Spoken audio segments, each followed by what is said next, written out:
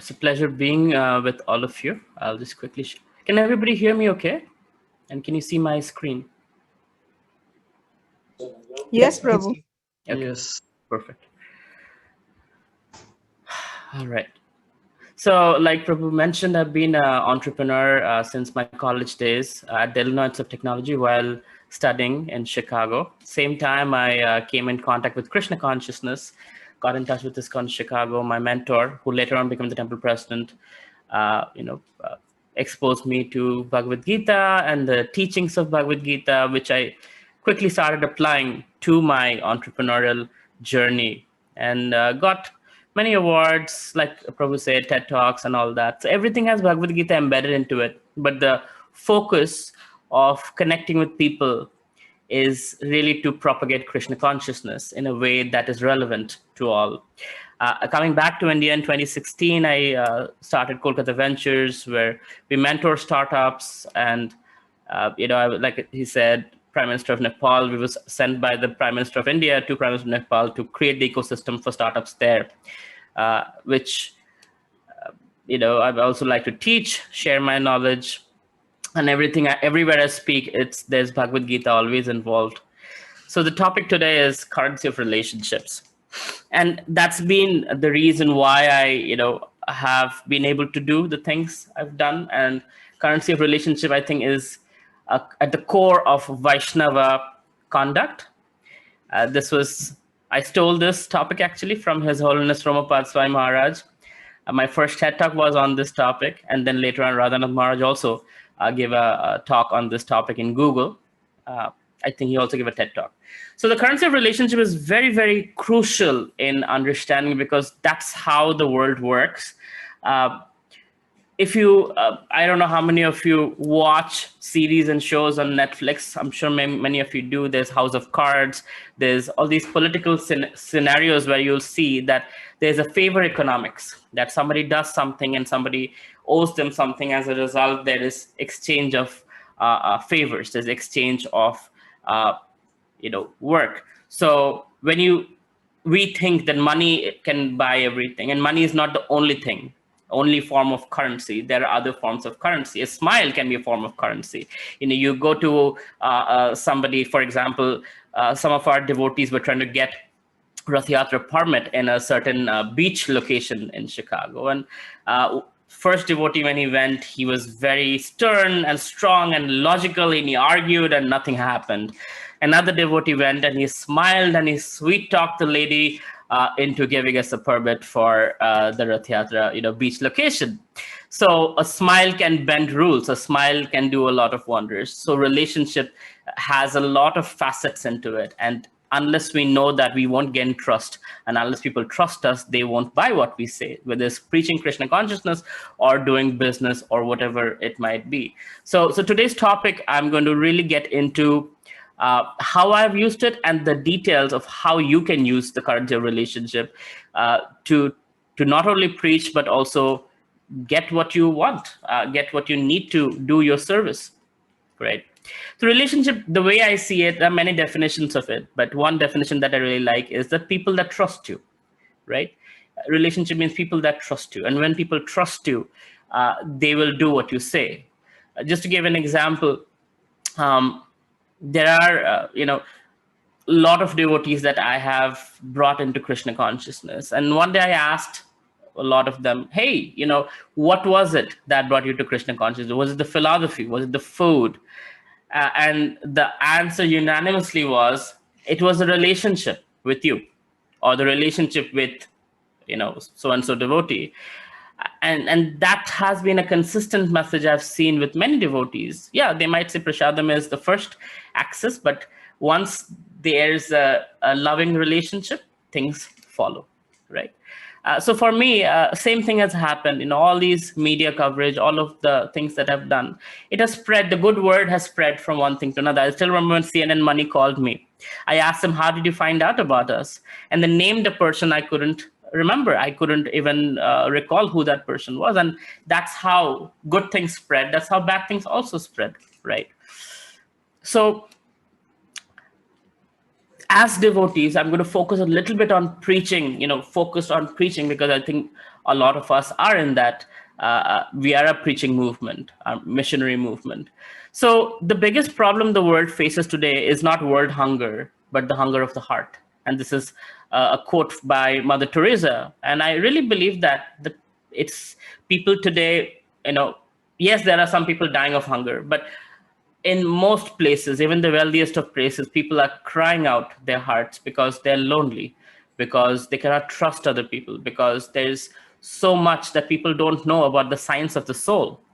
There's all the comfort of life, but there is that aspect of fish out of water, right?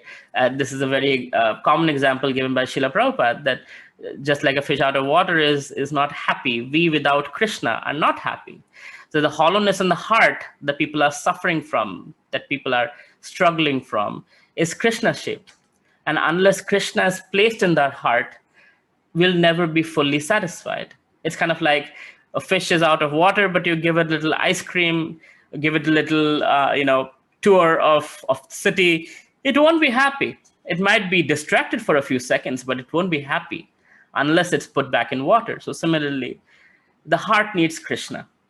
And that's the crux of what I'm going to speak today. I'm going to speak a lot of things that are outside the scriptures, so things that are come out of scientific discovery and whatnot. But the crux comes back to this point that the hollowness of the heart is Krishna shaped.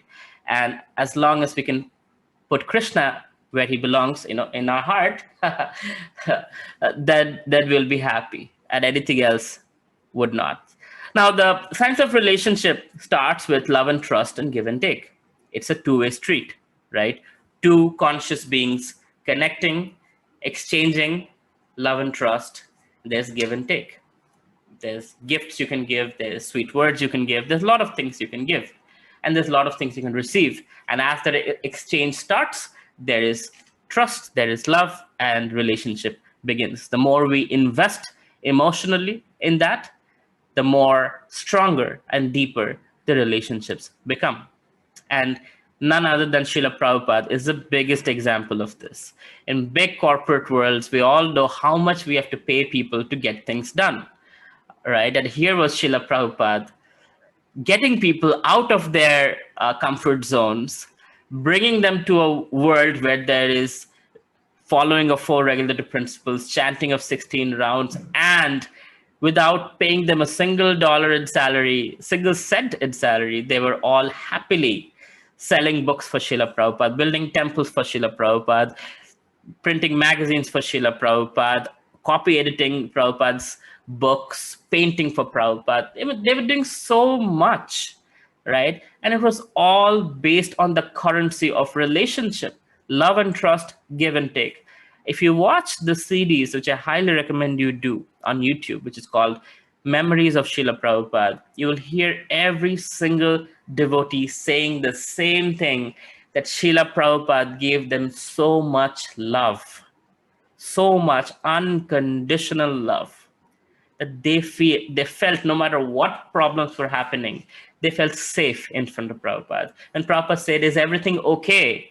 they felt, yes, everything just became okay by Prabhupada asking so. And that's the beauty of spiritual love. Of course, there is also the superficial aspect of that and the material aspect of love. But there is the deeper, much deeper spiritual love. And that Srila Prabhupada has proved. Even today, all of us in ISKCON around the world, we give so much of our time, energy, even wealth just to please Prabhupada. Even though many of us have never seen him, right? And that currency is through the currency of seva. Prabhupada, when one day he went to see in La Cienega Boulevard in Los Angeles to see how his devotees are distributing books. And they were outside a steakhouse distributing books. And Srila Prabhupada paid his obeisances to them. And one devotee mentioned, who was there at the time, said, our bad karma is such that Chitragupta's hard disk might crash.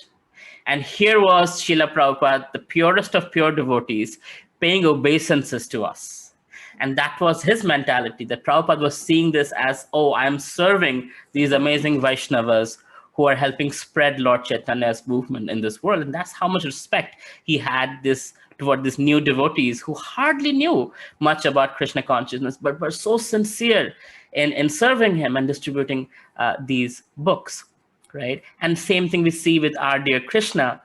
Look at him, how beautifully he's massaging the lotus feet of Balaram. And he did the same thing for his other friends, and they're jumping on him, they're playing with him. This is the personality of Godhead. Fear personified is fearful of him, and yet he is so accessible to his devotees. And the exchange of love, loving service is all that there is to capture the supreme personality of Godhead, right? Pure devotional service. No, to bring it back to us, what it does, currency of relationship, what it does is it bends rules. And I'll give you a real example. When I was graduating from college, I had certain innovations, and the time for applying for patent was going away. And the lawyer that my college had appointed, he's a very expensive downtown Chicago lawyer, charges $400 an hour. And he said, well, it would cost $18,000 to apply for the patent in US, UK, and Japan. I said, I'm sorry, I'm just graduating from college. I have to study for my exams, and I don't have money to pay you. He said, it's all right. No worries. I'll file for the patent myself with my own money.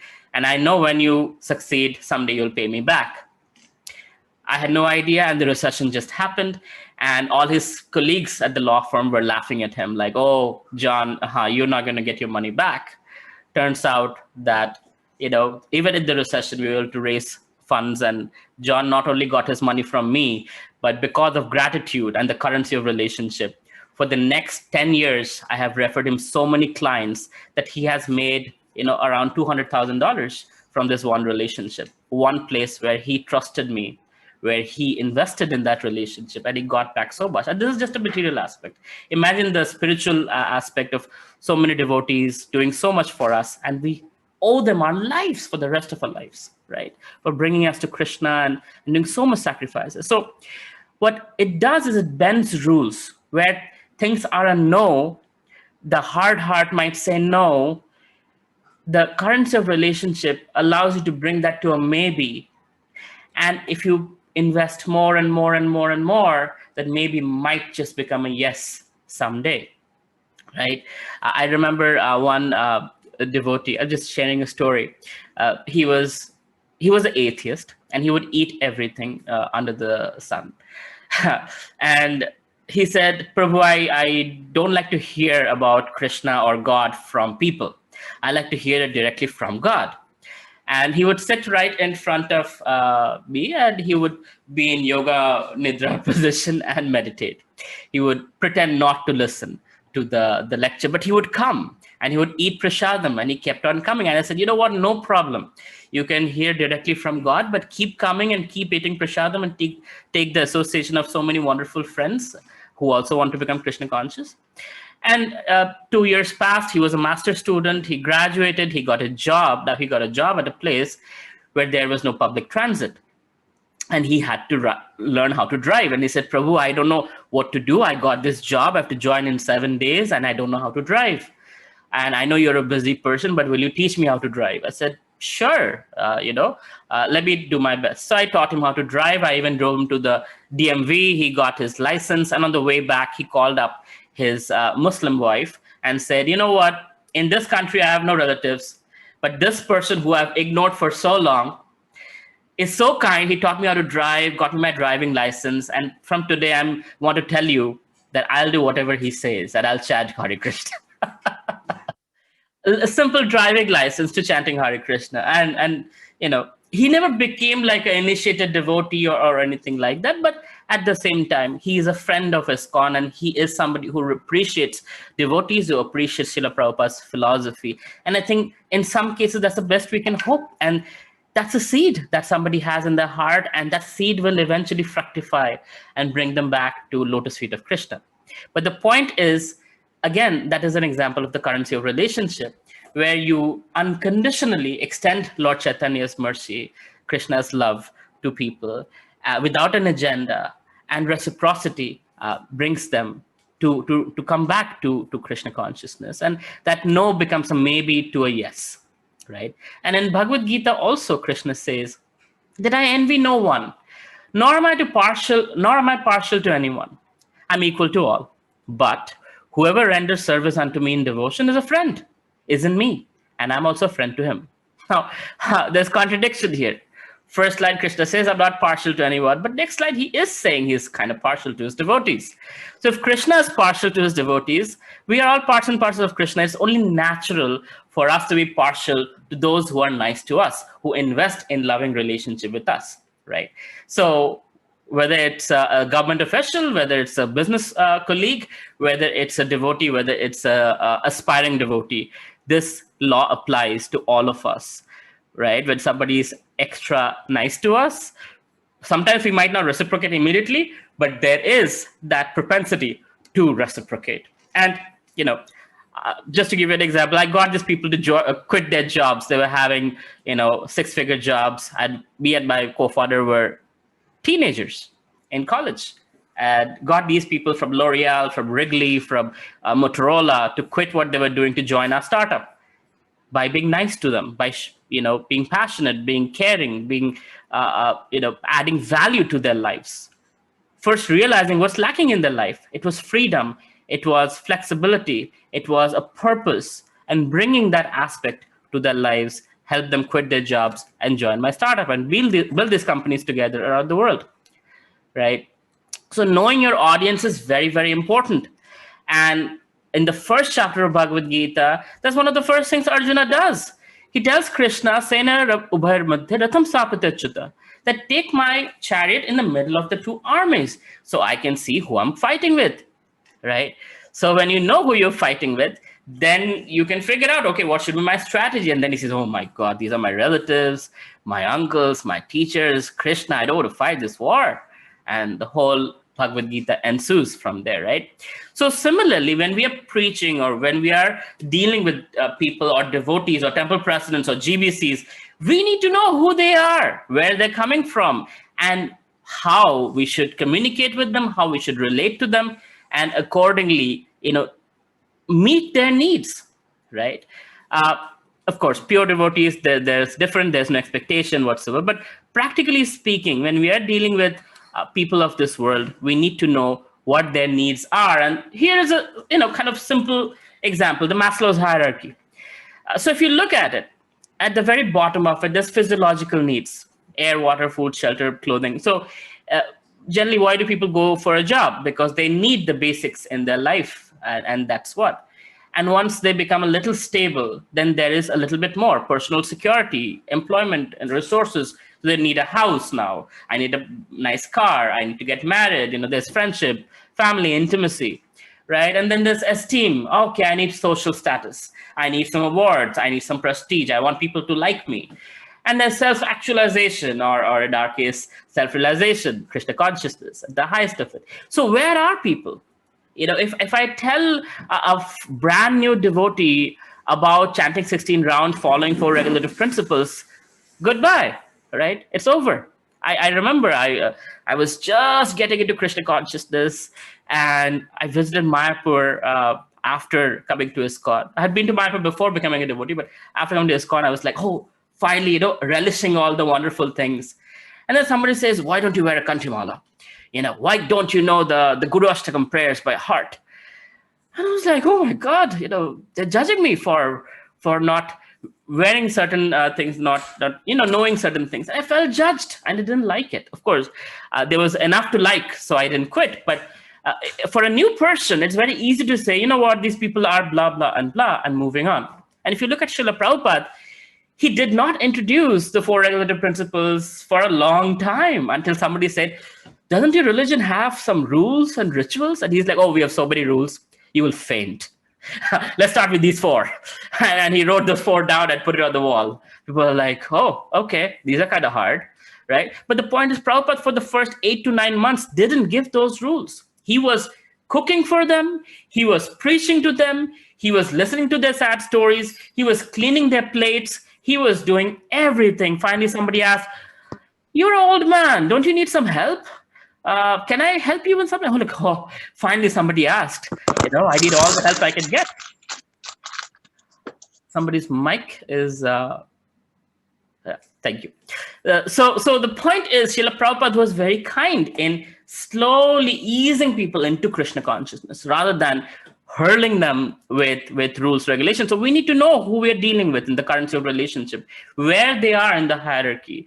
Some people might need a lot of appreciation, and we need to appreciate them, right? Like, for example, when Jayananda Prabhu was making the chariot in San Francisco, Jayapataka Maharaj at the time, I don't know what his material name was, he was walking by. And Jayananda Prabhu said, would you help me hold this nail? And as he was hitting the nail, so Jayapataka Maharaj said, oh, sure, I'll help you hold the nail. He held the nail. And Jayananda Prabhu hit the nail. He's like, wow, you're so good at holding the nail. Will you hold another nail for me? And like that, he sweet-talked him into practically moving into the temple that very day. Jayapataka Maharaj moved in and never moved out. And before you know, he became Jayapataka Swami, right? So the point is, just sweet words can have so much impact on a person. Appreciation can have so much impact on a person. So we really need to see who this person is and what this person's needs are and how I can make this person or somehow appeal to this person's needs and concerns so that they might take one step towards Krishna. So what can we give, right? So Srila Prabhupada, again, if you hear memories of Srila Prabhupada, one of the things that was very commonly asked or spoken about Prabhupada was that when he looked at the devotees, they felt that X-ray vision of Srila Prabhupada, right? Like he could see through them. Almost every single devotee says the same thing. And one time, devotees asked, can you ask Srila Prabhupada what he sees when he gives us that glance? And Shrutakirti Prabhu, who was at the time Srila Prabhupada's personal servant, he asked Prabhupada that, what do you see when you give that X-ray glance? And Srila Prabhupada said, well, I look at the devotee very deeply and I pray to Krishna and I ask Krishna, my dear Krishna, how do I engage the soul in your service? And that's very powerful, right? Srila Prabhupada is looking at every soul deeply, looking through them, trying to figure out how to engage this person in Krishna's service. And thus, with that vision, he would tell somebody who has not crossed high school, saying, start a magazine. Or somebody who's the grandson of Henry Ford, saying, hey, you need to build the TOVP, the Temple of Vedic Planetarium. Or somebody else, it's like, oh, you were a Japanese in your past life, go to Japan and learn Japanese and translate my books into Japanese and open temples in Japan. And he did it, literally. Sudama Maharaj, right? He went to Japan and he started temples and he actually learned Japanese in 1 year by Srila Prabhupada's instruction. He was actually a Japanese in his past life, Prabhupada knew. So that was Prabhupada's amazing skill. Now we don't have that level of skill, but to whatever degree we can observe a person when they're walking in, ask questions. Where are you from? How did you find out about us? How can we add value in your life? How can I make you happy? How can I serve you? I mean, even in the business world, I say that to people, how can I serve you? People look at me like, what? You want to serve me? And but eventually they appreciate that Vaishnava standard of respect, of like, wow, this person is saying he wants to serve me. That's so wonderful. That's so respectful, right? So you can never go wrong with Vaishnava etiquette. Of course, sometimes as a boss, you have to be strict. You cannot do Vaishnava mood all the time. I have made mistakes by doing that. People take you for a ride. But the point is that respecting all, from the heart sometimes, from the mouth sometimes, from activities, but somehow or other, investing in that relationship. So what can we give you? Well, how can I add value in your life? And we start with the problem, right? The problem, in this case, the definition of a problem is something that no one wants, but everyone has to face it and no one can avoid it. And that's material nature, right? Birth, death, old age, disease. Everybody's suffering from it. And if that wasn't enough, there is the three kleshas that we know.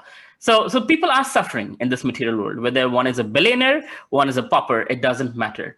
People have their problems. So we have to figure out what their problem is that they're dealing with and accordingly add value in their lives. And when we add value, when we give, we receive.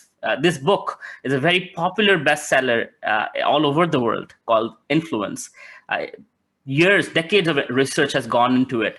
And one of the research actually on this reciprocity principle on this book of influence is about the Hare Krishnas. I was so surprised. I was audio listening to this book and they're saying, the Hare Krishnas, they were at the airport and they would give these flowers to people, and people would appreciate the flowers, and in reciprocity people would want to give back, and then they would say, oh, here is a book, if you want to give some donation, please feel free. And thus people wouldn't be able to say no because they had received a flower. Now they want to have to give a donation for the book. Of course, wouldn't say that's the best process. It's a kind of transactional process, but having said that, it's the power of reciprocity. And in that book, it talks about the Hare Krishnas. The point is, we don't have to be so tongue-in-cheek. We can be a little bit more subtle. We can be a little bit more long-term. We can invest, give. And eventually the person might reciprocate in this life or next life or 10 life later. But the point is, don't have an agenda. We have received unconditional mercy. We have received unconditional love. And it's our responsibility to give it forward. Like Bhaktisiddhanta Saraswati Thakur said, 200 gallons of blood per devotee, right? So we should measure. Sometimes we get frustrated. Oh, I've done so much for this Prabhu, and this Prabhu is not turning towards Krishna or not reciprocating enough. But here's the deal. Have you spent 200 gallons, right? Long way to go, right? Lifetime's worth of service. And somebody still might not turn, and that's okay. But it's our responsibility to serve for the pleasure of Guru and Krishna, because that's what pleases Krishna, that we are trying our best. And the Krishna in the heart can do his part. Love and trust, give and take, right? It takes time, like I said, in some cases, lifetimes, in some cases, years, in some cases, seconds. But we need to learn to speak the love language, bhakti language, if you call, like, beautiful. I love this part of Srimad Bhagavatam, where Aditi, her sons, the Aditya, or the demigods, they were dethroned by Bali Maharaj. And Aditi is in distress that my son Indra, he is not on the throne. He's not in his palatial life. I wonder, what is he eating? Where is he hiding? What is he doing? Kashyap Muni, please tell me how to fix this. How can I see the Lord face to face? Please tell me, what can I do to fix this situation? And Kashyap Muni says, okay, here's the fastest way to see the Lord face to face. Do these austerities for 6 months and you'll be able to see Lord Narayan. Lord Narayan arrives and he sees Aditi. And guess what? He doesn't say, okay, what boon do you want? Let me fix it for you. No, he said, oh, my dear Aditi, you must be in so much stress. Your sons are all, in so much distress. I can understand that you're in pain. And this kind of statement is called reflection. And those of you men out here, we as men make this big mistake of, when a woman comes to us and tells us about her problems, we tell them how to fix it. And those of you married probably know this better than I do. I'm not married. That's not a good idea. Sometimes a woman just wants to vent and just let it out there. And Mother Lakshmani actually taught me this lesson. She said, Ajita, women don't want answers. They don't want you to be a savior. They don't want you to fix their problems. They just want you to listen and reflect. And this is called reflection, what Lord Narayan is even doing. Lord Narayan is actually reflecting Aditi's feelings, saying, you must be feeling a lot of pain. Your sons are, all over the place. You must be in a lot of anxiety, right? And this is in Bhagavatam. So we can learn from Lord Narayan how to speak to women effectively. And it's not just women, to children, to other people, to people who are proud, to people who are humble, to people who are devotees, people who are non-devotees, Westerners, Indians. Everybody has a different language that they speak in. And there is a science to it that I'm going to share shortly. There's a book called the 5 Love Languages. Mother Krishnanandini, in her couples therapy, would actually use this. She recently passed away. She was the lady for Grihastha Vision team.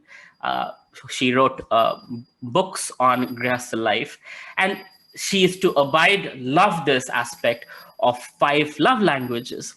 And this basically means that people have different ways of receiving love and giving love. right? Some people feel loved by words of affirmation. Now, you might give them gifts, but they might not appreciate gifts. They're like, whatever. I'm not into expensive gifts. I'd rather you say sweet words. Or they might want a hug, a physical touch, right? Or quality time, watching sports together, or just being there, having a sweet, quality time of chanting together, etc. Right? Or active service. Sometimes somebody who does some chores for us. The husband comes from work and like, oh, let me help you with the cooking, and the wife feels loved. So people feel loved in different ways. But if it so happens your love language is gifts and somebody else's love language is affirmative words, guess what's going to happen? You're going to give love in your language. They're not receiving love in their language and they feel unloved. And you're thinking, I am trying my 100%, and this person still keeps complaining. And the other person's thinking, why does he keep giving me these things that I don't want? What I want, this person doesn't give me. So you're speaking two love languages in two different directions. So you need to know the other person's love language and speak that language for that person to feel loved. And you need to let the other person know, this is my love language and this is how I feel loved. And I'll give you an example. My mentor and his wife, it was a love marriage. And after they got married, now the realities kicked in. So my mentor got sick and his wife wouldn't come near him. She would just put the food and walk away. And he wanted kind affection. He wanted her to be, massaging his head or being around him. But she just wouldn't come near him. Now, when she got sick, he would be all over her and trying to, take care of her. And she'd be like, why are you near me? Just leave me alone. I am sick. I want to be left alone. I don't want you near me. Just lock the door and go. When I'm hungry, I'll tell you, but don't come. And he felt hurt. He's like, what is this? But then both of them realized that when she gets sick, she likes to be left alone. And that's how she was treating him. And when he gets sick, he likes to be cared for and nurtured for. And she didn't get it, and she was staying away from him. So when they both realized they're such opposites, they started acting in the opposite way when the other person needed attention or got sick. And thus they realized, this is how the love language works. So you need to understand the other person and speak their language. So when you see Krishna in the Bhagavad Gita, he uses different words for Arjuna, Gudakesha, Kaunteya, etc., to remind him who you are and really focusing on a certain aspect. And in the purport, Srila Prabhupada describes why Krishna is saying a particular name, right? Because Krishna is speaking Arjuna's love language, if I may call so. Right? Thereby Arjun understands better that, this is what is meant, and it hits home. Sometimes Krishna has to say something 3 times. Chapter 3, chapter 5, Krishna is repeating, no, I want you to stand up and fight. Krishna, I'm confused. Did you mean no action, inaction? What are you saying? No, I want you to stand up and fight, right? Multiple ways Krishna is saying so that Arjun can understand. And same thing for us. We don't get it. And finally we get it, right? So that's the currency of relationship. I have a few more slides. Now, most of us are, at least I can speak for myself, are mixed devotees. So there is love and lust. There is material aspect. There is the spiritual aspect. And the love language goes only so far as the physical and emotional depth. But the spiritual depth takes a little bit more effort and has a different way of dealing with it, right? And now this part, most of you are quite familiar with. So Srimad Bhagavatam, this is one of my favorite verses. I like the Sanskrit a lot. It says, Parasparano kathanam pavanam bhagavatyashaha yato matirtha tushtir nivritir mitoatmanaha, which says that one should learn how to associate with the devotees of the Lord by gathering with them to chant the glories of the Lord. This process is most purifying. As devotees, thus develop their loving friendship. They feel mutual happiness and satisfaction. And by thus encouraging one another, they're able to give up material sense gratification, which is the cause of all suffering. So I'll go slow, right? Break it down a little bit. So one should learn how to associate with the devotees, and we'll get to how to associate with the devotees coming up in the next slide. So once you know how to associate with the devotee, different devotees, different love language, right? Some people you invite home for dinner, Prabhu, come over for prasadam, or some people you're like, Prabhu, let's chant together, or let's go on a preaching mission, let's go on book distribution. So we associate with different devotees in different ways. And we gather together to glorify the Lord. Pavanam Bhagavat Yashaha. Pavanam. So there's a purifying effect to glorifying the Lord together, like Sankirtan, when we're chanting together, Harinam Sankirtan, or just sharing realizations between friends that, oh, this is so beautiful. Imagine how Krishna's Bhakta Vatsal nature is. Oh, yes, today I got this realization. And thus friendships deepen when we share our realizations with each other and appreciation for each other, because that's the nature of spiritual love. That's what's happening in the spiritual world. All day long, the Gopas spend time with Krishna, Ramachandra Prabhu behind this, Gopakumar. You see the Gopas and the Gopis, right? So all day long, they're playing with Krishna. All night long, they're talking about Krishna to their mothers and fathers, like, oh, Krishna killed a demon. Krishna did this, Krishna did that. And all night long, the Gopis are with Krishna, and all throughout the day, like, oh, Krishna is so attractive. Krishna is so charming. Krishna's flute is like this. Krishna's dhoti is like this. Krishna, does this so beautifully, that so beautifully. So they're always gossiping about Krishna. And that is the nature of the spiritual world. So same thing, for us, it's very beautiful when we gossip about Krishna, our friendships deepen, our loving relationships become much stronger, right?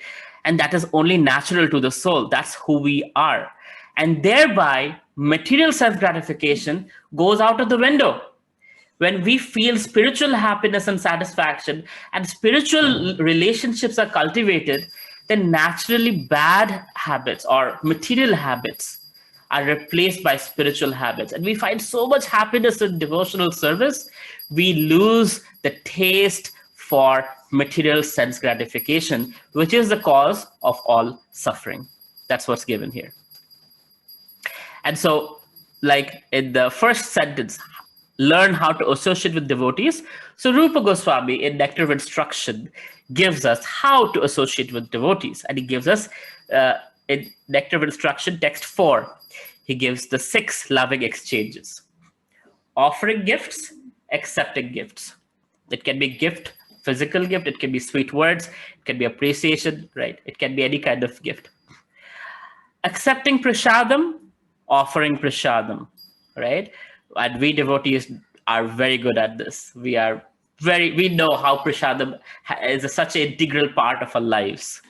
But the middle part of the sandwich, if I may call it a sandwich, like the offering gifts, accepting gifts, the upper part, the bread, the lower bread, and the middle part is where the real stuffing is. And that's revealing one's mind and receiving advice. And we don't do that with too many people. We do that with Vaishnavas we trust, with our spiritual master, with our mentor, with people that we really, really trust, who are non-judgmental and who can guide us from the scriptures without any internal agenda or profit motivation, right? I need name, fame, following, money, etc. No, they're here to help us unconditionally. That's where we reveal our heart, reveal our problems, and receive guidance. Now, there is some tremendous benefits to it. When we take Vaishnava guidance, our Vaishnava relationship fructifies with that particular devotee. My spiritual master, His Holiness Romapad Swami Maharaj, he mentioned that his 50 years of Krishna consciousness, there are many devotees very sincere devotees who've come up and have gone down, in the sense they've left ISKCON also. Those who have really skyrocketed in their devotion are the devotees who have latched on to a particular devotee through this process of mentor-mentee relationship, Vaishnava guidance, right? And thereby, by attaching to a devotee, that's a secret to staying in Krishna consciousness and moving forward towards Krishna's lotus feet. If you do everything else on the altar, Gayatri, philosophy, book distribution, everything else, you're really good with all the stuff that people say, wow, such a great devotee, right? Trust me, there is going to be pride in the heart someday, and someday one might just fall down. I've seen many devotees fall from the altar, fall from the highest positions, and that's because they never were able to create that deep loving relationship with a senior devotee who is also connected in loving relationship with their spiritual master, or the disciplic succession, that chain. That is a key ingredient of staying in bhakti and growing in bhakti, because bhakti comes from bhaktas, right? Devotion comes from devotees. And when this Pavadam Yashaha, we are together and we're glorifying Krishna, Maya cannot touch us. But the moment we get envious of each other, Maya finds, aha, gotcha, right? Now you're envious of each other. Now I can go through that and take you out of it. And once you're out of devotional relationships, she will toss you around like, how a leaf, a dry leaf away from the tree is tossed around by the wind. But as long as the twig is on the tree, even if it is like on the third floor of a house, it's like far from the ground. But as long as it's connected by the stems to the root, it will be nourished by the water from the roots. But as soon as it's taken away, it dries, it becomes a twig, and it's tossed away by the wind. So we need to stay together. Prabhupada said cooperation, right? We need to stay together. That's why we're talking about the currency of relationship. We need to know how to stay together, emotionally and spiritually, right? There will be problems, there will be conflicts. We all know this. ISKCON, we are a little disorganized, we have problems, we have issues, but end of the day, we are all here for one purpose: Krishna prema, right? I'm not here to of course you're all senior devotees to me. I'm not here to preach to you, but I'm just sharing that that's one purpose. And we remember that you know what, we go out of this association, what's out there? Nobody is even chanting once, nobody cares to know about God. But here, even with our disagreements, we are all here for one single purpose: to serve Krishna and please Guru and please Srila Prabhupada. And thus, by doing this process, the being in Vaishnava association, by getting guidance, by getting bhakti, we have access to Adhokshaja, one who is inaccessible through our mind and senses. Krishna becomes accessible by this process of devotion, because the Tattvadarshis, the seers of the truth, those who can see Krishna, can also help us see Krishna, can help us see Srila Prabhupada, can help us see the scriptures, and thereby, we have access to the most confidential knowledge. So thereby, once we are connected to Krishna, then we can build Krishna-centric relationships and thus see Krishna, see God and all beings. We can see others as temples of God, right? I personally, when you drive by a temple, you bow your head like, oh, there's a temple over here. Krishna is inside. So similarly, excuse me, that's my bell. So similarly, we can treat all human beings, all animals, all living beings as temples of God, as embodiments where Krishna resides in their heart. And thus in Bhagavad Gita chapter 18, Krishna is saying, the Supreme Lord is situated in everyone's heart, O Arjuna, Riddheshi Arjuna Tishti, right? And he's in chapter 5, he's saying that the humble sage, by virtue of true knowledge, see with equal vision. Virtue of true knowledge, you see Krishna in all. That doesn't mean you go hug everyone. That doesn't mean you go prostrated obeisances to everyone. But it means that you treat everyone with respect from heart or explicitly or however, but you see others as temples of God, right? So the currency of relationship begins when you start seeing what they even don't see in him, the divine in each person. And, just to end with this, the 80-year-old Harvard study, so Harvard did a study where they actually studied infants and all throughout their lives till they became like grand old men and women, to find what gives them happiness, What is the secret of happiness? And this 80-year-old study came to this understanding that close relationships, more than money or fame, are what keep people happy throughout their lives. Those ties protect people from life's discontent, help to delay mental and physical decline, and are better predictors of long and happy lives than social class, IQ, or even genes. So if there's a problem, what I generally do is when I'm really depressed, I call my best friend who's in Chicago. It's like, Ishodanandana, please, this is what's happening. Tell me something that will inspire me. Share a realization, something that I can get out of. And he immediately will share a joke or crack, share a realization, something that just uplifts me immediately, and boom, I'm back in my action, and I'm able to do my service nicely, right? So that's very important, to have trusted, meaningful relationships. My mentor, my best friend, just amazing to just know that I can, my spiritual master, right? That I know that these are the Vaishnavas I can go to when I need, when I'm down, when I'm broken, when I need to be uplifted, that I can count on certain relationships. And when I'm not broken, when I don't need to be uplifted, I need to invest in those relationships. I need to, invest in the emotional bank account, in the devotional bank account, so that we have this Vaishnava community. Not like we should just take, but we should give, so that when we need it, we automatically get that reciprocation.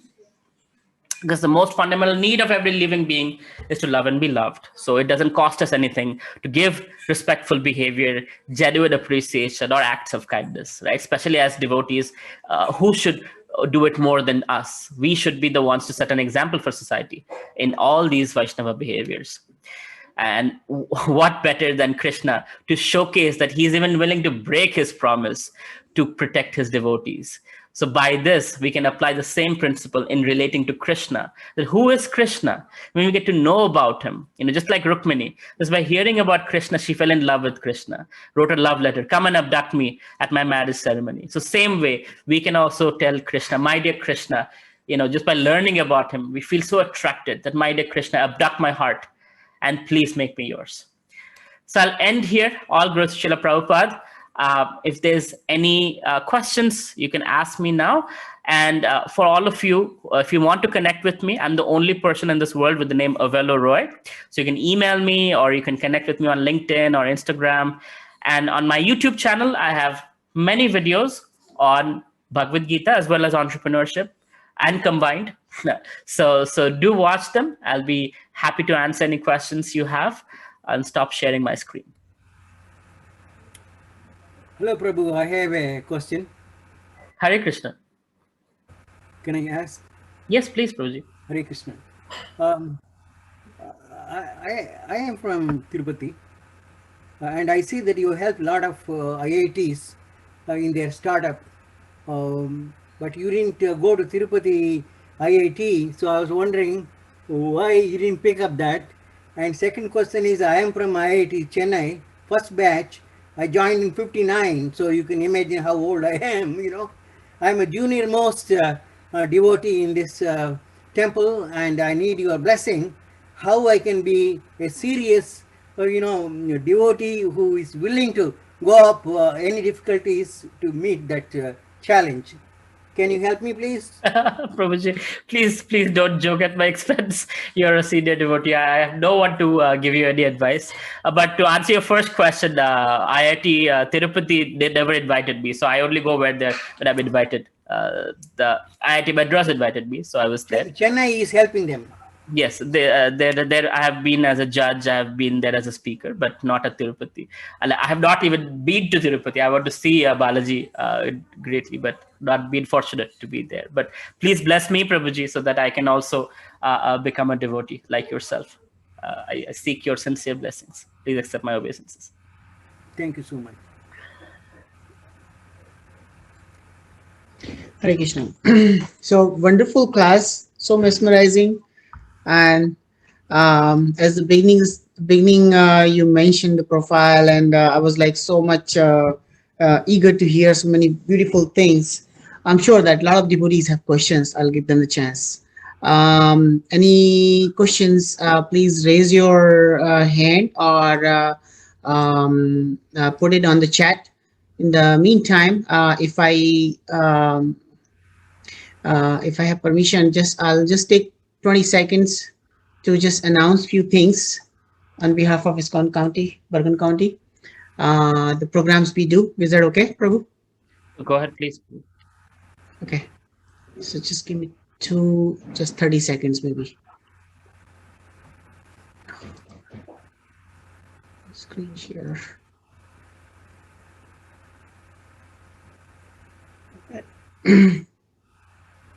So at ISKCON Bergen County, we do a lot of weekly programs like today's Wednesday Sangha, and that happens every Wednesday 8:30 to 10.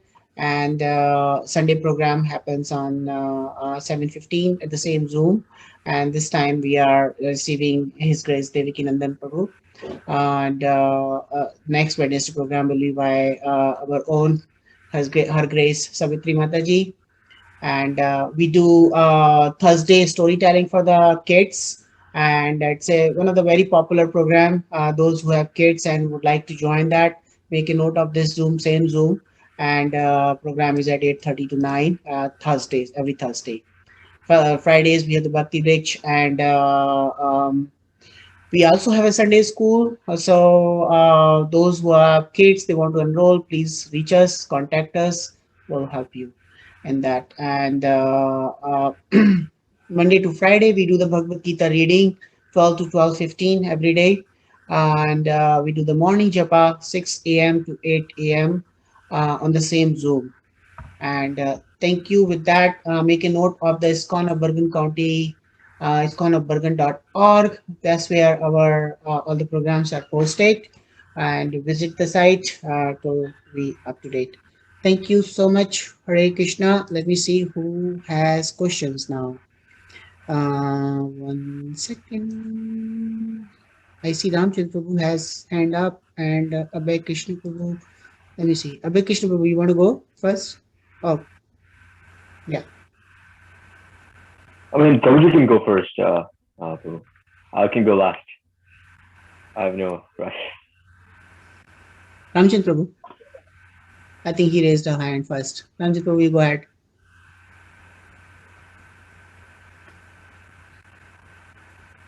I think you're on mute, Prabhu.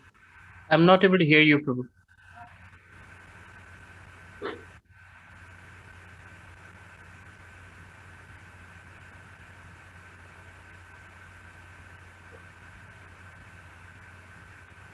Somehow No, audio is not there. Yeah, somehow it's maybe Zoom mic is change your Zoom mic.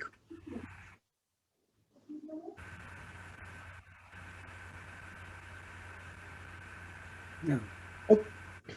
We heard and it. I want to take this opportunity to thank Ramchandra Prabhu for inviting me. Somehow I had missed your message, but somehow or other you've found me to come here. I'm very grateful for giving me the opportunity to serve you.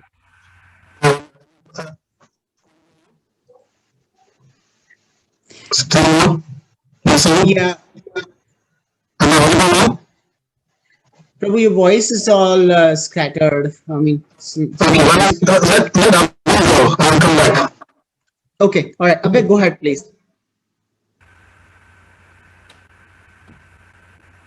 Hare Krishna Prabhuji, thank you for this wonderful class. I mean, it's truly an experience.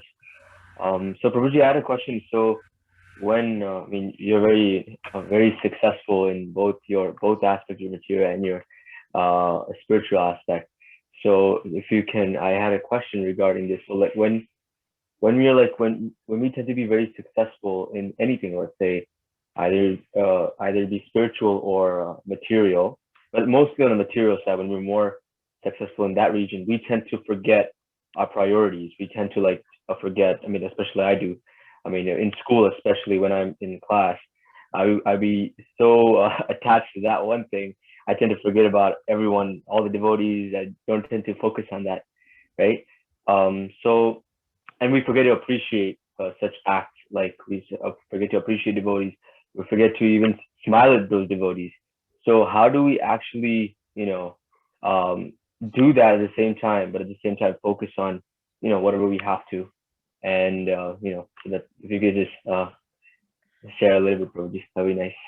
A really nice question, Prabhu, and wonderful that you have come to Krishna consciousness at such an early age. Um, so for me, I'll tell you how I did it. It was more mechanical initially. That when I go to work, okay, yeah, I'm absorbed in work, or I'm in college, I'm absorbed in studies and whatnot. Uh, but I would find a way to remind myself, whether it's a picture of Krishna on my phone, or if it is something that reminds me. For example, the Bhagavad Gita chapter 10, it really helps me with that, right? Where Krishna gives so many ways to remember him, right? When you see the sun or the moon or the taste in water, when I drink water, I have this habit of saying Rasoham Apsakanteya, right? So I feel like there's a taste of water. This reminds me of Krishna. So there are various things in my life have set up in such a way that it reminds me of Krishna. When I see an ability in man, somebody doing such great jobs, like Krishna has empowered this person in a very particular way. So somehow or other, these things have mechanically kind of induced myself to remind me of Krishna. And now has become second nature. When I see something nice, something good, it reminds me of Krishna. And then the gratitude that, you know what, I am not deserving of what I've received, but let me be grateful to the personalities who have taken so much effort to give me that. So it's a time, it's in a matter of practice as you go through. It's a matter of cultivation of gratitude. And also one thing that's really helped me is Srila Prabhupada's biography, Lilamrita. Reading that really helped me cultivate gratitude that, my God, how much he took effort just so somebody like me who's, he never met me or generations after us, and yet he left so much for us as a gift. And it is my responsibility now that I've received it to decorate it and gift it forward, right? And that gratitude is something that keeps me focused on making sure that I don't forget where who I'm grateful to and what I should be remembering. And thirdly, I'm very grateful to have a mentor who keeps tab on me. So like you said, success. And also in the US, I wasn't very vocal about my success, but in India, things has to be kind of shown off. And so I'm all over social media. And once my mentor started noticing that I'm getting a lot of wonderful comments on social media and whatnot, he very quickly called me and he said, "Hey, Ajita, make sure you don't get puffed up." My spiritual master, same thing. "Ajita, don't get puffed up." So it's not just me, it's also them keeping a tab on me and making sure that I stay, to my roots. And one time my mentor helped me with a story. He said, just to shorten the story, it's a long story, but there was a temple in a village and there was this donkey. The donkey had served its master for a long time. And the village temple said, "Oh, we need an animal to carry Radha Krishna for circumambulation." And this person said, "Oh, here's a donkey." And the donkey, who has been kicked all his life, he was carrying Radha Krishna. Now he was draped in silk and everybody was paying obeisances. The donkey started thinking, "Wow, people are paying obeisances to me. What's going on? This is so awesome." And by evening time, the donkey was proud. And it's like, wow, I've become somebody very important that people are paying obeisances to me. And then once Radha Krishna was lifted off and put back on the altar, the donkey was getting kicked again from next day. And it's like, what happened? Yesterday you guys were worshiping me. Today you're kicking me. And they say it wasn't you. It was Radha Krishna on your back. I get it. So when my mentor told me the story, I got it. I was like, you know what? Whatever is there is because somehow or other I've been connected to Krishna. And that's the result. If someday Krishna wants to take it all away, he will. And I'll be kicked back as a donkey. And so when I get appreciation, I give it to Krishna. That's one way. So does that answer your question? I mean, yes, Roji, absolutely. I mean, that you shared it completely from another perspective that I never thought of. So thank you so much, Roji, for your answer. Hare Krishna. Hare Krishna. So next question will be from Shraddha Mataji. I'll just take one question from the chat room right now. The question from the chat room is, how can one deal in situations when a devotee has broken trust? When devotee has broken trust, you have to be, I don't know what kind of trust has been broken. I mean, it can be at a different level. There is obviously the benefit of doubt that one would give to an innocent devotee, that maybe it's the first time, but at the same time maintaining a safe distance and taking Vaishnava guidance from a senior devotee who knows that devotee who has broken the trust. and taking actions based on Vaishnava guidance.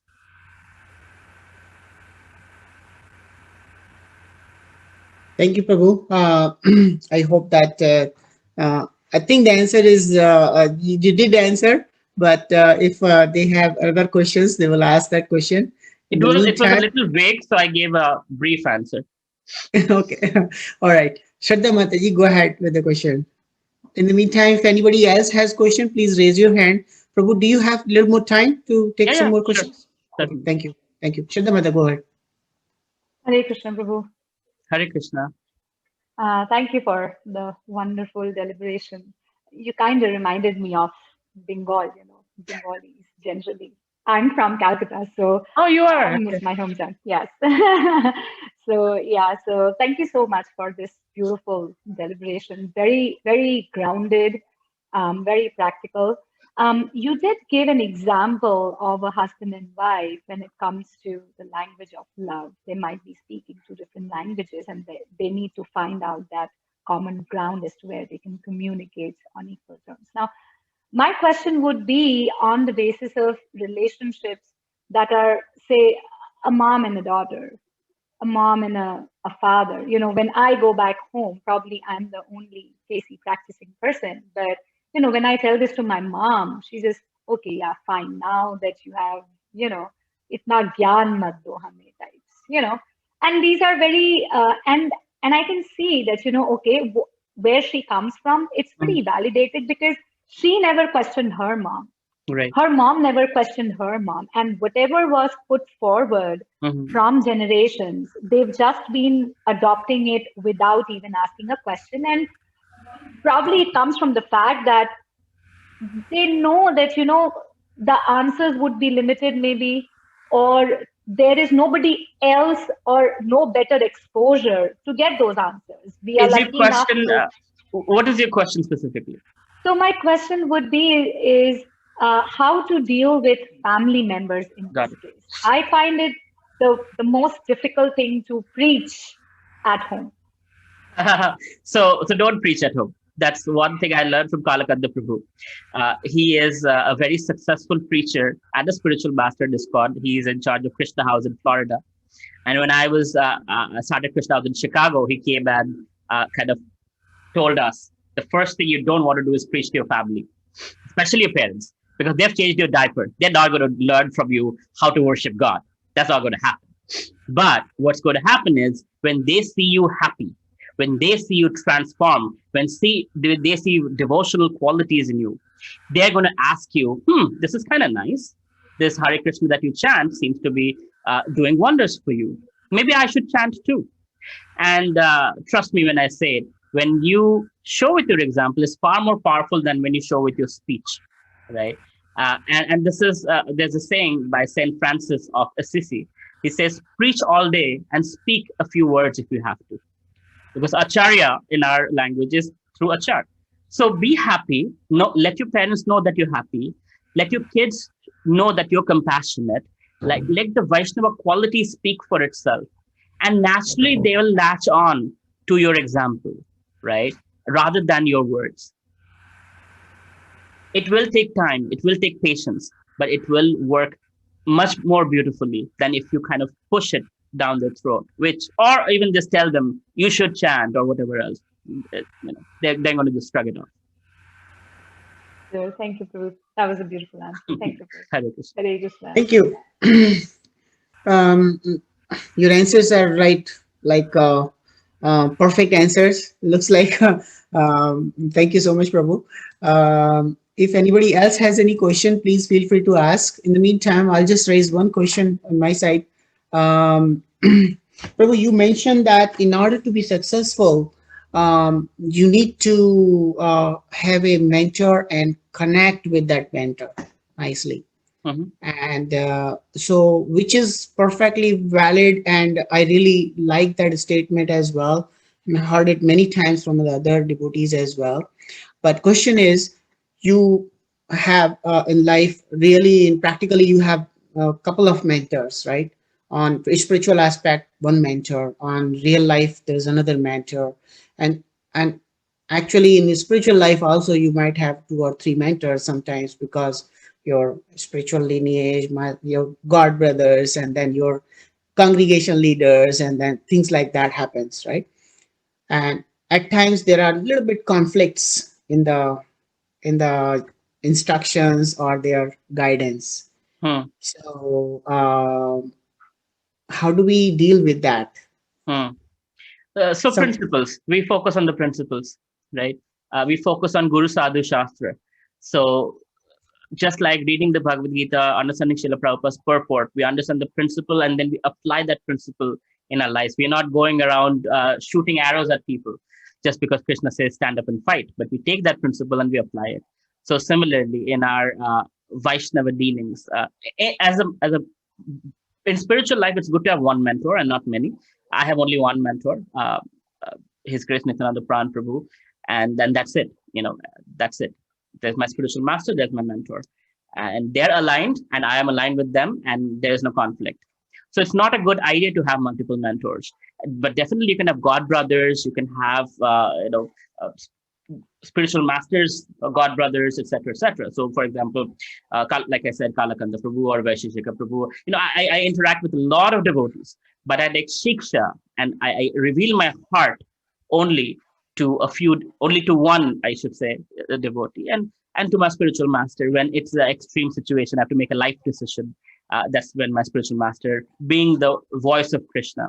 So thereby there is not much conflict, if I may say so, right? Unless my spiritual master and mentor are in disagreement, which will happen only once, right? So it's good to have multiple people. We listen, but when we take action, when we take guidance, when we really take something seriously, it should be one mentor. Now, when it comes to business life, yeah, I have multiple marketing mentor, manufacturing, this, that. They're different people for different things. And I take everybody's advice and I make my own decision because I know my situation the best possible way. And I will know what is the best way to do it and understand the principle and apply it.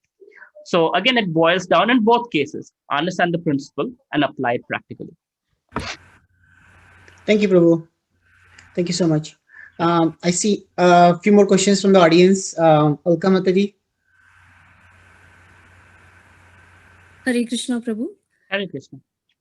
Thank you for the wonderful class. I loved the title of today's class, The Currency of Relationships, and you explained it wonderfully. I also appreciated that you used Maslow's hierarchy to also explain that. It was very nice. So you were explaining earlier in response to another question that you look at the positives in every person. So I was thinking, and my question is that how do you use Krishna consciousness to succeed in the projects or the work that you receive in material life? If you could just talk a little bit about that. Sure, Matri. I mean, if you look at Rupa Goswami, he was a diplomat in his life. If you look at Srila Prabhupada, he was an entrepreneur. If you look at Bhaktivinoda Thakur, he was also a magistrate. So these personalities, they were using Krishna consciousness in their life. The principles of Bhagavad Gita are very applicable in everything that we do. And so first thing is working as a team with colleagues. Respect is the fabric of any relationship. And the Vaishnava attitude really helps. Being humble, not like in a way that's spineless. The difference between spineless and humility, right? And clear communication. If we see how Krishna communicates, we can learn from Krishna how to clearly communicate. It's not maybe probably speculation. It's very clear cut messages, right? If it is about project management, if you look at Ramayana, how when they were looking for Sita, how the Vanar Sena, they were looking in, there was time, there's expectation. So everything you can learn from our scriptures, and apply them much, much, much better than any motivational book or self-dev book, out there. The point is we have to have the eye for it. When we're reading the scriptures, we shouldn't just see them as, oh, this is for that time. I've heard a few questions where it says real life versus spiritual life. It's not real life versus spiritual life. Spiritual life is real life, and there is no duality. There is no material life, spiritual life. We are devotees. So even in our work, we are actually doing devotional service. We are working for Krishna. Just like Arjun was working for Krishna and shooting arrows, we are coding software or doing project management, right? So The mood of prayer is very important. That, my dear Krishna, if you so desire, give me the ability with which I can do this service wonderfully to glorify you, right? So the mood is there. Now that you have access to that infinite, energy, infinite power that Krishna has, intellect, ability, whatever, right? You have access to that. Number two is, now people, your Vaishnava qualities will attract respect from people, and they will take you seriously because the way you treat them, the way you deal with it, your ethics, your principles, your morality, right? People will have respect for you. For example, we don't drink, we don't do drugs, we don't smoke, etc. People initially might make fun of us. Eventually, they'll be like, "Wow, that's something." That takes a lot of courage to do what you do. Not eating meat, wow, that's not easy to do, especially when there is so much provocation. So these things, just by being a devotee, will earn you respect eventually. Initial patience is required, but eventually it will bring respect. And if you apply these principles, you will see that you do stick out like a sore thumb. And when you do stick out like a sore thumb and do the right things, yad yad acharati shrestha tatta deva prayojana. In Bhagavad Gita, Krishna says that whatever the great persons do, common will follow, right? Others will also follow you, and that is the best kind of preaching. So these all apply in our project management, in our work, in our family lives, and by our example, others will follow. At least appreciate. And when they appreciate you, you're a devotee of Krishna. They're actually appreciating, Krishna in some way, indirectly. Does it help, Mataji? Yes, thank you so much. Sure. Hare Krishna. Thank you, Prabhu. I think there's one more question from Ramchandra Prabhu. Now, I think your mic is working, Prabhu. I hope so, is it? Still, it says, it says voice is not that clear. Still not clear here. We can hear you. Interesting. Okay. We can hear you, but its voice is not clear. Today, huh? I don't know. You can hear me, right?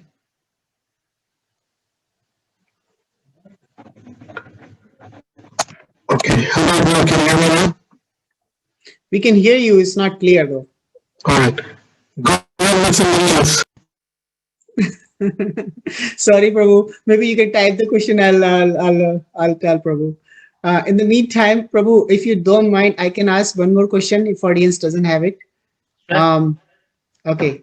So, what was the turning point in your life? You are so young, so full of qualities, and very, very inspiring for all of us. So please share your turning point in your life. Turning point as in specifically for what?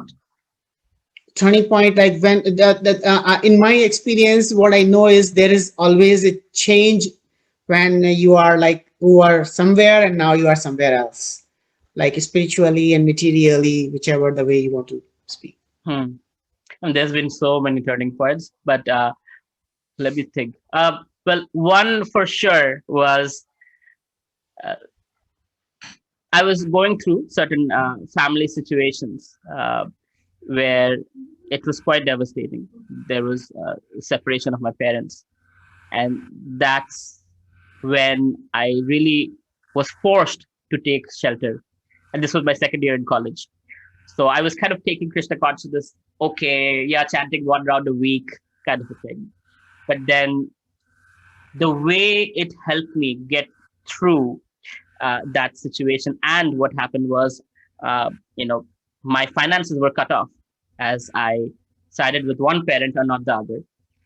So being in the US, studying, you know how expensive it is. I was $37,000 in debt, and it was going through a really bad situation. And I remember my mentor called me and told me, do you know why Krishna's name is Madhava?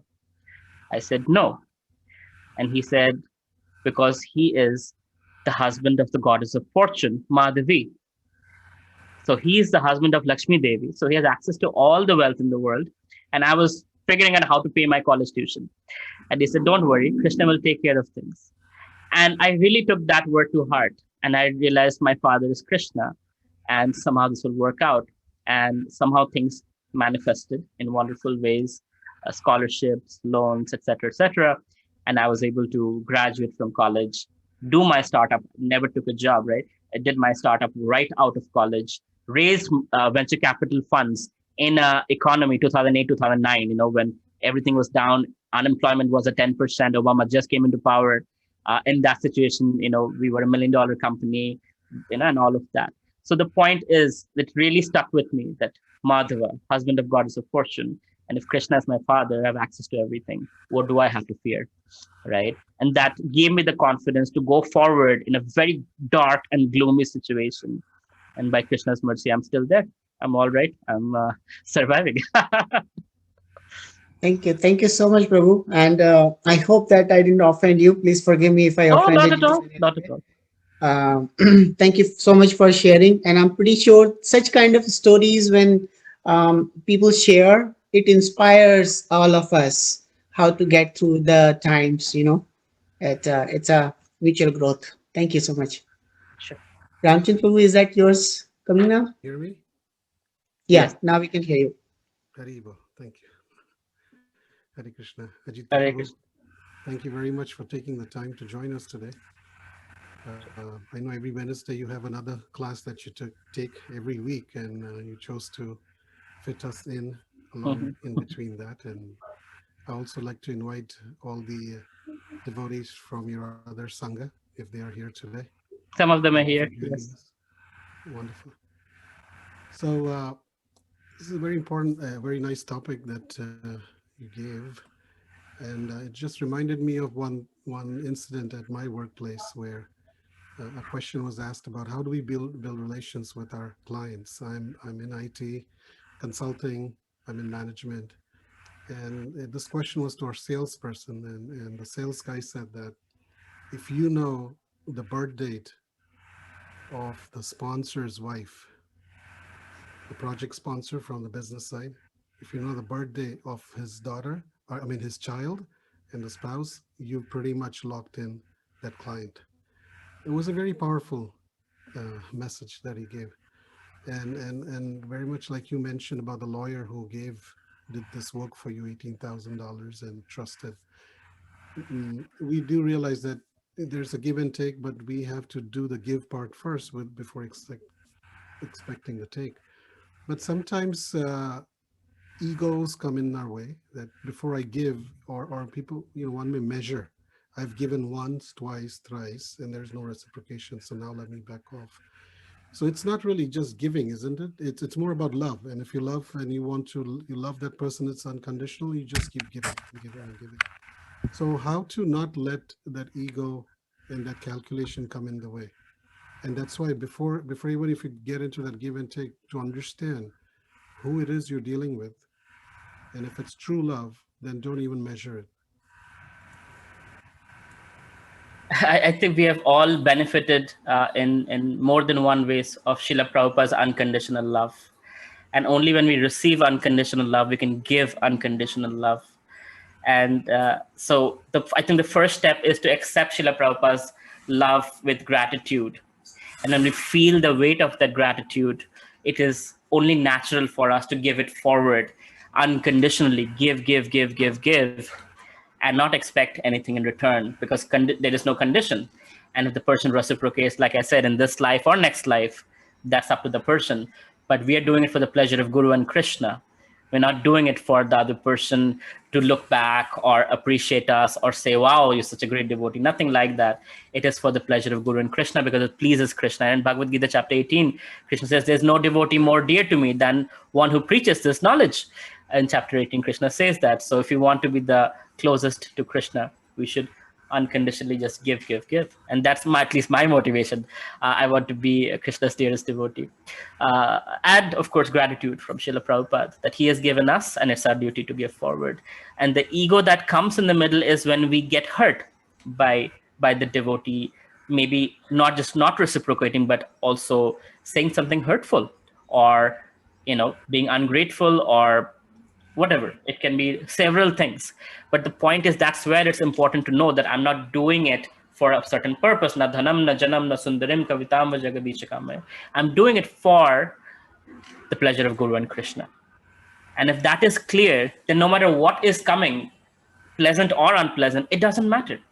I remember I was in a WhatsApp group, and this particular lawyer who comes to my Philosophy Friday Bhagavad Gita classes, he publicly said something very terrible about me, and others kind of commented and whatnot, and I was like, "Huh, this person I thought was my friend. How could he say that?" And then he showed up at my Philosophy Friday class, and I was pleasantly surprised, and as if nothing happened. And he said something that hurt me, but I guess he never said it in a hurtful way. Like, he never thought it would hurt me, but he said it, and I didn't take it so strongly, because I'm like, you know what? My job is to serve. And this person, regardless of what, he has come to Philosophy Friday, he has come to Krishna, and that's the most important thing. So it doesn't change anything in our friendship. Until date, he doesn't know, actually. What he said publicly was quite something. But that's what's more important, is this is for the pleasure of Guru and Krishna. It's not about what I get, pleasant or unpleasant. Does that you want to add to that, Prabhuji? No, thank you. Thank you very much. I have two more questions, if it's okay. Yeah. One is several times you mentioned about being mentored, and you mentored. Several times I mentioned. Several times you mentioned that your mentor told you to not get whatever instructions. How did you take that? Because good recognitions are it's nice to hear from the mentor that you did this good and that good. But if you are chastised, what is your mindset at that point? So you take it in a way that will improve you. It's actually very satisfying, because for millions of lifetimes, there was nobody to tell me that, Ajita, you're running into the ditch.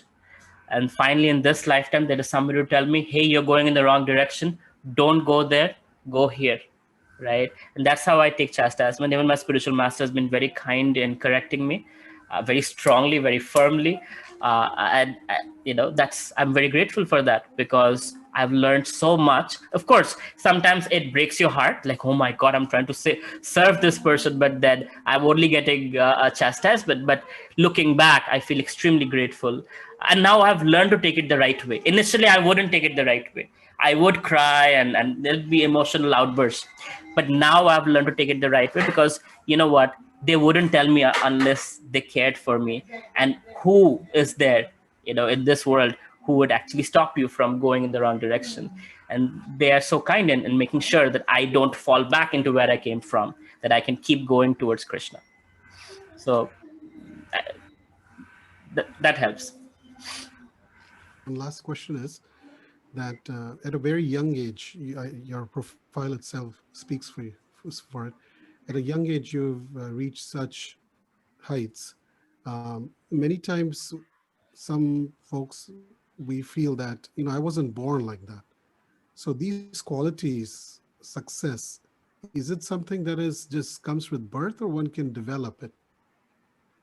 It's certainly, couple of things are from birth. I grew up in a political family, so I learned people skills from my mother, how to deal with different classes of people, from cab drivers to ministers. But there are all these other things, devotional qualities, that have come from complete, Vaishnava literatures, Bhagavad Gita, Bhagavatam, Chaitanya Charitamrita, where these qualities are absolute crown jewels of any human being. Compassion, kindness, unconditional love, moving on. That's one of the most important things. Detachment. People get so attached to name, fame, respect. How dare you not call me this and call me this and this, that, and not smile at me, and all of that, right? To be able to move on past all of that. And, that's the whole point, is moving quickly in life. So what you say, young achiever, one of the things about achieving early is to not get stuck, not wait for things to happen to you, but actually go and grasp them. And in the process, if you have to put your head down, that humility is anyway gifted to you in the devotional process. So when you put your head down, you can actually get through things much more faster than when you are, I see so many young startup CEOs who are in their early 20s, and pride stops them. One person, he's a IIT Kanpur graduate, PhD from MIT. He's 40 right now, and still he has not done one successful startup. And the only reason, he's extremely talented, he's extremely gifted. The only reason is when investors come to invest in his company, they look at his arrogance and they walk back. People have come with checkbooks and be like, sorry, can't work with this guy. Too much arrogant, too much ego, right? And I think that's one gift from bhakti that we have, is detachment and humility to whatever degree. I'm not a humble person at all. I'm extremely arrogant, but where I was to where I am, a little better. Thanks to my mentor, my spiritual master's chastisements. According to my mentor's words, I've been de-beaked and declawed. So that has helped tremendously to be likable, to work with people. And most people are older than me. Most of my employees from the age of 19, when I was 19-year-old college student with no money, I was having a CTO who was 45 years old, having a $150,000 job in Wrigley's, or a Motorola CTO who was literally getting paid $1 million or more in his late 50s, and I was a 19-year-old. So, but the humility really helped not make sure that they don't feel the difference in age, the aspect. And I think that's all devotional qualities. There is nothing more. And that has tremendously helped. If one can follow those things, you're likable. And when you're likable, you have right people working with you. And the right people working with you, you get the right opportunities, and you make the right decisions under Vaishnava guidance. You move on in life. I've had the fortune also of being guided by your spiritual master many times. Wonderful. Relate. You mentioned about coming from a political family. I do remember reading somewhere. Was it somebody was a poet or a great politician? So my great-great-grandmother, Sarojini Naidu, she was a poet, and she was the first governor of India, first female governor of India. She also was the person who drafted the constitution along with other folks like Ambedkar and others. So she was very close to Gandhi. So yeah, then there's a lineage of that. My mother was also in politics. So thereby we have seen a lot of people interactions in my household. My house, anytime there'll be like 20, 30 people any given time. So I, as an introvert child, would observe what kind of people, how to deal with who and what. Thank you. Thank you, Prabhu. There is one more question. If you are able to, if you can give 2 minutes, Swarakshri, Shargo. Hare Krishna Prabhuji, this is Shargosri. Can you hear me? Hare Krishna. Yes, I can hear you. Hare Krishna. I'm from Calcutta as well, and I'm Bengali as well. Wow. Okay. Okay. So I have a question, like, suppose a person wanted to follow the path of, Krishna consciousness, but the family members are not in the same boat. So how this person will move forward? Are the family members opposed, or they are just indifferent? They're indifferent. Well, that's okay, right? Let them have their path and you have your path. And like I said, the only thing that matters is you be happy, your devotional qualities manifest in a form that can be admirable and appreciable. And eventually they'll appreciate the Vaishnava qualities, and they will appreciate you. And by appreciating you, they'll get Krishna's mercy. When they get Krishna's mercy, the hard heart will melt, and they will be also chanting Hare Krishna with you. It's just a matter of time. I'm saying this from experience because I've seen this over and over and over and over again. Especially for Matajis whose husbands are not into Krishna consciousness. This happened. I'll give you a nice story from New York, since you guys are New Jersey. So there was this Gujarati couple. The Mataji was initiated devotee, 30 long years in Krishna consciousness, and her husband was agnostic, never interfered with her Krishna consciousness, but never actively participated either. Now her husband got sick, was hospitalized. And at that time, Badrinaran Maharaj, who at that time was called Badrinaran Prabhu, he was not a sannyasi at that time. He was invited to the hospital to see the dying man. So Badrinaran Maharaj came and held his hand, and he said, just take shelter of Krishna. Just take shelter of Krishna. And as he was speaking to this devotee passed on into coma. And Gujarati folks have friends and relatives all over the world. So people started coming in. As he got into coma, people were flying into New York to pay their last respects. and 7 days of coma. And suddenly this man wakes up with a jolt. They were here. And like, who was here? The ugly ones with the big teeth. So relatives thought, what is he talking about? Or was he hallucinating? And then he was describing the Yamadutas exactly as described in Srimad Bhagavatam, copper-colored hair and the big teeth and all of that. And he said, I just told them I've taken shelter of Krishna. And they went away. They came again. And I said, I've taken shelter of Krishna. They went away. And just now they came for the 4th time. And I told them, I've taken shelter of Krishna. Why don't you go away? And they went away. And I woke up. And so it took her 30 years, but her husband finally got it. And finally took shelter of Krishna and lived the next few years that he lived in Krishna consciousness. So somehow or other, don't worry, Krishna will take mercy on your family. And because you're a devotee, they're bound to be brought in the purview of Krishna consciousness. Thank you, Hare Krishna, Prabhuji. Hare Krishna. Excellent. Thank you so much, Prabhu, keeping this talk endlessly entertaining as well as so much valuable for all of us to apply to our life. We feel like this talk should continue. And well, I request Ramchandra Prabhu to like arrange other talks when your schedule obliges, whenever you can. So please come again, and I will be very, very happy to host you here. And please please forgive me if I said something wrong in hosting this program. And Gopalgan Prabhu? yeah, somebody has a question, right? If Vrinda? Prabhu has time, Vrinda has a question. Is it okay, Prabhu? Yeah, Can take sure. question? Vrinda, go ahead. One question, quick. Hare Krishna, Prabhuji. This is Vrinda Swadhan, Dheeraj. Prabhuji, no question, just a comment. Prabhuji, it was a wonderful class and very inspiring. I mean, I've been listening this since you started, and it's like when the time passes, I don't know. And Prabhuji, so much of inspiration and so much of learning from your experience, what you shared with us. Thank you very much, Prabhuji. Thank you so much for your kind words. Thank you.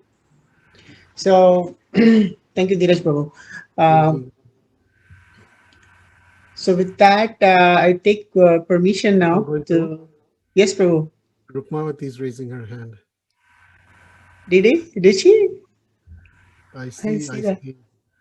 Oh, she's raising physical hand. Rukmavati Mataji, go ahead. Thank you for And this she opportunity. deserves to ask. It's she's Ajita Prabhu's god sister. So if we Aha, don't let her okay. ask, she's going to complain to Maharaj, and Maharaj is going to No, I'm not going to do that. Hare Krishna, Prabhuji. Hare Thank you so Krishna, much for Mataji. the class. I have a question. This is like a little personal. I heard in one of your videos that you were bullied and people used to look down on you. So how did you handle that situation?